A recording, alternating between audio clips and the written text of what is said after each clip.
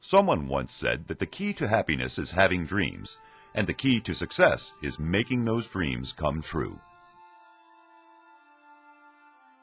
Every fall, NKU students, many hopeful and resolute, some shy yet eager, come to campus toting books and carrying dreams of a better future. And at no other time is NKU better poised to serve them. By any measure, a modern metropolitan university flourishes on a hill in Highland Heights. As NKU celebrates its 40th birthday, the university reflects on today's campus and what it's capable of becoming tomorrow. We mark this milestone by honoring the many university leaders of yesterday. They were members of the Board of Regents and members of the NKU Foundation, and they were graduates who created and served on the Alumni Council. They were special men and women whose courage and commitment built the bricks of possibility. They were the caretakers who helped build one of the Midwest's most forward-thinking universities. To me, the role of the university was to provide quality education, low-cost education to folks, both traditional and non-traditional students, because I think probably at one time we had more people going part-time and working full-time and vice versa. And people, going to school full-time and working part-time, because this was kind of what I call a plain pipe racks institution. People were here, they meant business. They weren't here driving a convertible from daddy and having a big time. They were here to learn so they could advance themselves.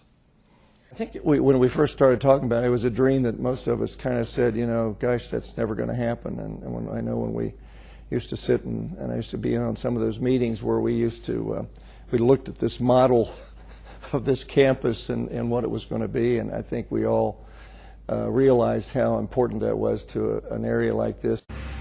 The dream that would become NKU began in 1967, when calls by civic and political leaders for a 4-year school gained ground.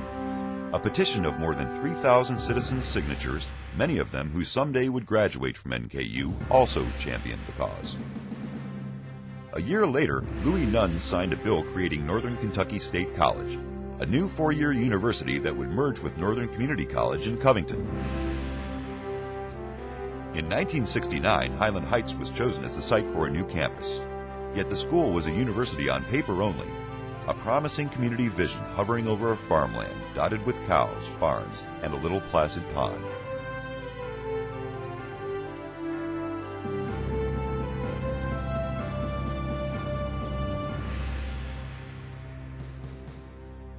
We were a university on paper, but we had no staff, no budget, no students, and no buildings. In the fall of 1972, NKSC moved to the Highland Heights campus. Louis B. Nunn was governor, and they were going to choose a place in Northern Kentucky for this wonderful new university. And Bud wanted it in Campbell County, because Campbell County really needed someplace, needed this as much as Bud wanted it here. And he knew politicians and representatives, and he knew people that worked in Frankfort, and he asked for their help, and he made it easy for them to choose Campbell County. And also, Bud could be extremely persuasive. Like a frontier settler, NKU founding president Dr. Frank Steele had the formidable task of starting from the ground up. I remember Frank Steele. I don't know what providence there was in the world, but whoever chose Frank Steele for this job was a genius, because Frank was the right person for the right job at the right time. During the Dr. Steele years, hard hats were as common as backpacks. One newspaper even joked that more earth was being moved at NKSC than during the building of the Hoover Dam. Soon, budget battles were waged in Frankfort. Booming enrollments created shortages of space and personnel. It was a struggle early on. I mean, to keep going, because I always, we always were kind of a stepchild of the universities in Kentucky. During this era, hiring staff and faculty and forming groups who believed in the future of the university was as important as the pouring of concrete. One of these first groups was the Research and Development Foundation, founded in fall of 1970. Later renamed the NKU Foundation, it signified a new avenue of financial support. In 1977, Dr. Ralph Tessanier was elected as the first president of the NKU Foundation.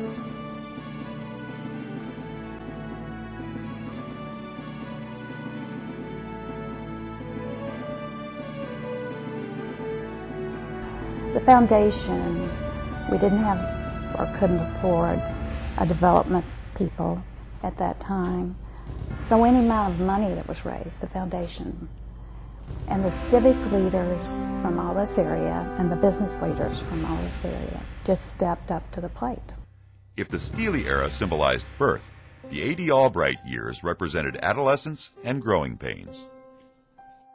From the groundbreakings of the Steely years sprang new buildings for the next administration, including Steely Library, Lucas Administrative Center, University Center, and the Fine Arts Center.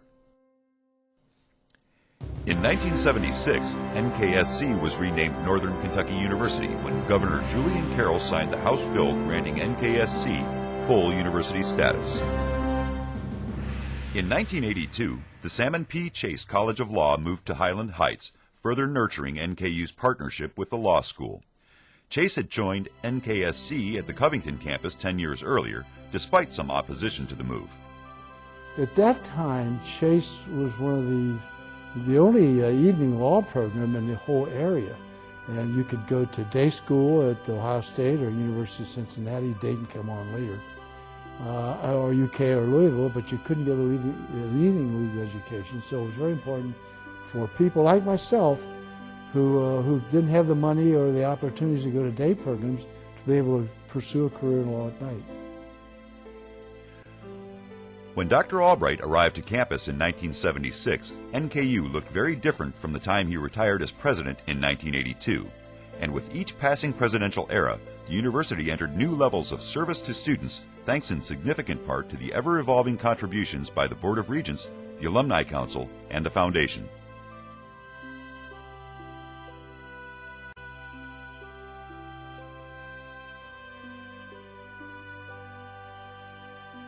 We had a goal, a family goal, that we would promote education and the arts, and Northern Kentucky allowed me to do that. And it was a lot of fun and very fulfilling. I now have a great-granddaughter that's a freshman here. So you can see that I had a small part, but it was very rewarding to work for education and young people, and Bud enjoyed it immensely, and we did it together, and that was important. The Dr. Leon E. Booth era expanded academic programs and community involvement, greatly enhancing the university's reputation, not only in Northern Kentucky, but across the river. I believe it was Leon Booth, and in fact I know it was, that crossed that river.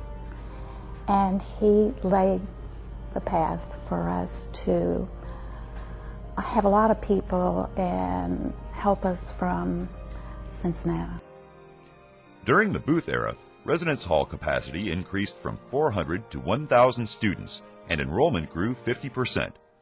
The Booth era also recognized the integral role NKU alumni could play in furthering the university's mission.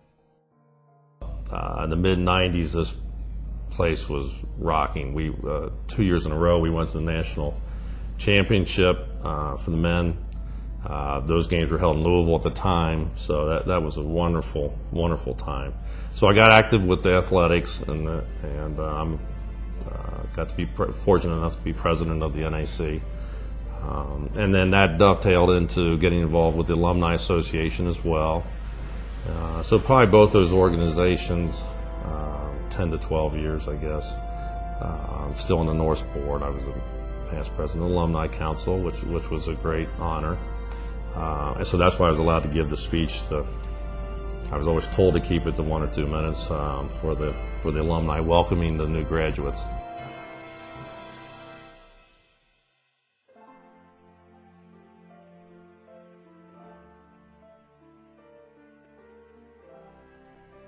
In 1997, a new era began when Dr. James C. Votruba was selected as NKU's fourth president.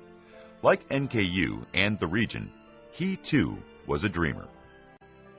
Our committee was interviewing 10 finalists that we had narrowed the search down to. And Jim might have been the 7th or 8th, I don't recall. But he walked out of the room, and it was like, wow. I mean, everyone, we're looking around. And I don't know why, but I did the unthinkable. It just hit me that I needed to convince that man that this community is where he should be. And I truly did stop the interviews for a while, chased him down in the corridor, got him to sit down and talk to him about the community, about being he was come from Michigan, and about the fun he could have being a big fish in a small pond, and the quality of life around here and how he can make a difference. And I doubt that it's because of my talk that he came, but after we offered the job and he came, he sure made us look smart. So that's one of my fondest memories.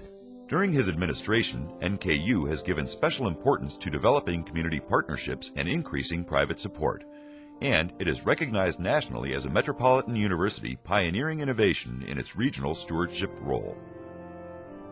So much of what our campus is today and will be tomorrow can be traced to the work finished by leaders of yesterday. Those dedicated men and women who taught us how to be believers and builders, protectors and nurturers, and yes, dreamers. Quite often, they are fondly referred to as being the right people in the right place at the right time. I've always believed that the American Public University has more capacity to be a force for both individual and social progress than any other institution in the land. This journey that we're traveling together involves harnessing that capacity on behalf of the public whom we serve. Could there be more important work?